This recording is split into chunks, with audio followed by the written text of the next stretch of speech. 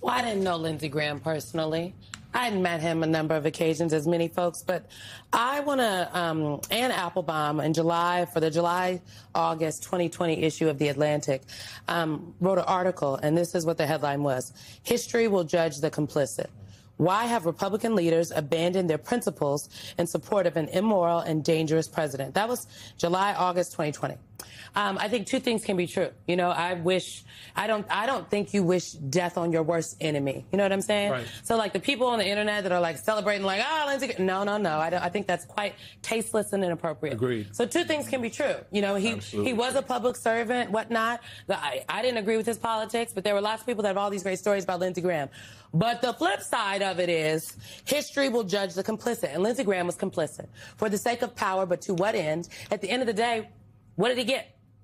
What did he get? So I think that this, between Lindsey Graham's vacancy now, what is going on with Senator Mitch McConnell, I mean, I know we're going to talk about all the Senate things, but Eugene, I just have to say, I do think that the journalists need to continue to ask more questions about Senator McConnell and his and his current state. We saw a picture. The press person in me was like, where's the video? I think but for the Lindsey Graham episode, McConnell, remember, that's June 14th we're talking about. Exactly. Yes, and why?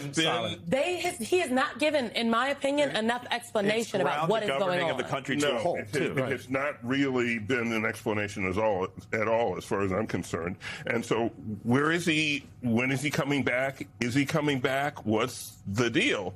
And this should be of great interest to the White House, because they need his vote and they need his power if they hope to move this agenda, which it actually doesn't look like they're going to be able to move at all, to tell you the truth, like the SAVE Act. But, you know, the absence of McConnell and the death of Lindsey Graham, and I agree, by the way, there was a before and an after with Lindsey Graham, and I knew him in both phases, and he was almost like a different person to me. But this seriously complicates any hope that Donald Trump had of getting the SAVE Act through and whatever else he's trying to pass. Kurt? Well, it reminds me, when it comes to Graham, of how candid we see senators get about Donald Trump once they've lost their primaries. People like Tom Tillis, like Cassidy, maybe John Cornyn here. Ironic that he's now in a position, by the way, where he's going to need those Republican votes of the people that he ran around the country, making them unemployed.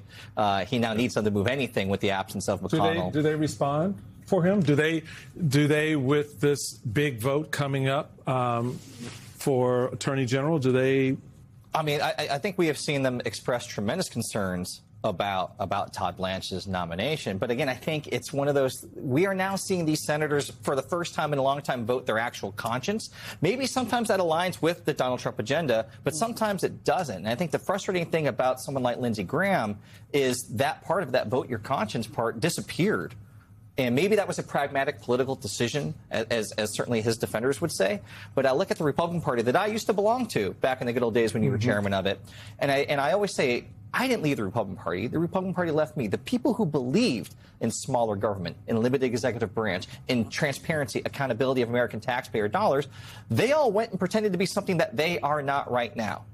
And to do that and to ask people to vote for you while misrepresenting what you actually believe, I think is a grave betrayal of the interests of the American people and of your constituency. And I'd like to see more Republicans just stand up for what they're supposed to believe in rather than trying to play the part of MAGA cosplay. Because at the end of the day, it's not getting anyone anywhere. The conditions of this country, like I said, what do Lindsey Graham's constituents have to show for it, for this act that he's been putting on? How are their lives better? If you look at South Carolina, it really isn't.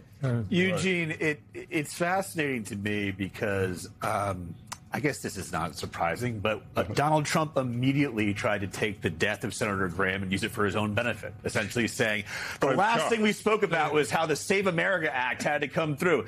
And all I could think about was Donald Trump, within a few hours of Senator Graham's passing, is trying to turn this into a win one for the Gipper moment, right? Let's just get the SAVE Act across. Yeah, do it for Lindsey. Let's confirm the Attorney General who gave Maxwell a sweetheart deal at Club Fed, the attorney general who led the Epstein response in the Situation Room. Let's confirm him. Oh, and by the way, let's push through a piece of legislation where Simone, because she's a married woman, can't necessarily vote. That's how intense the restrictions of voting are. So I guess it's not surprising that Donald Trump has done that. But do you see that strategy working here? I don't think they have enough time. I don't think there's enough time, and I don't think it works because it's so transparent. I mean, it's just, hey, I'm doing this, okay? I am using the Lindsey Graham's death in order to try to get my agenda passed, and so no one's surprised by that.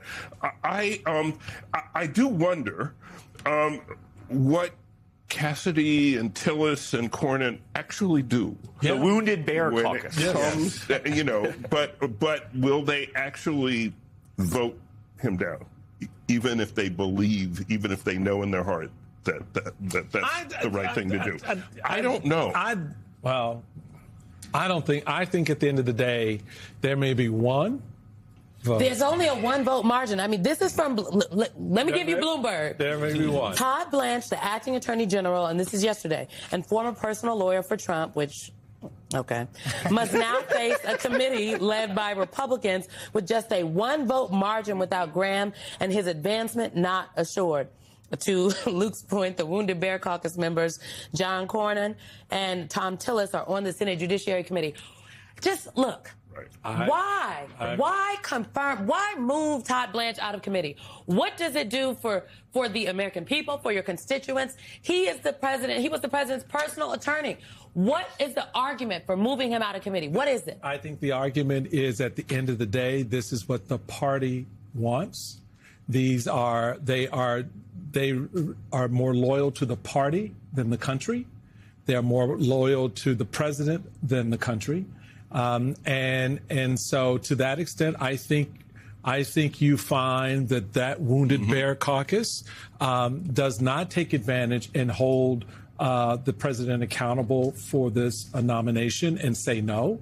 That it will probably, at the end of the day, squeak by that one vote on the committee and then get to the floor and the vice president will break a tie.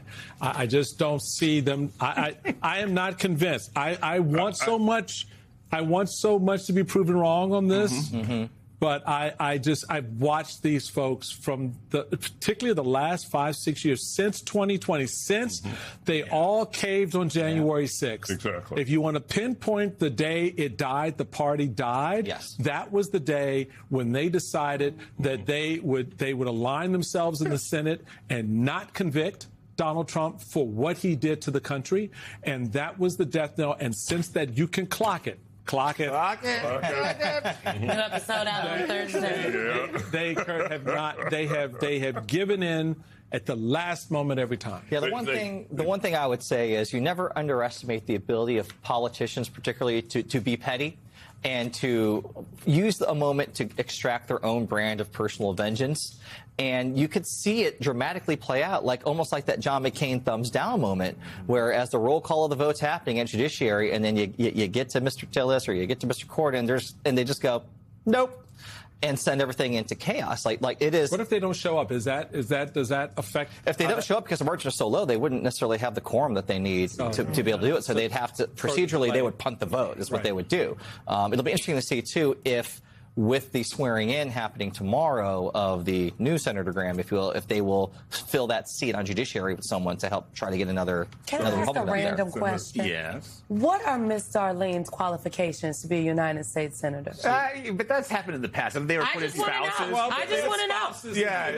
Debbie Dingell was qualified to be a congresswoman. But can anyone just explain what?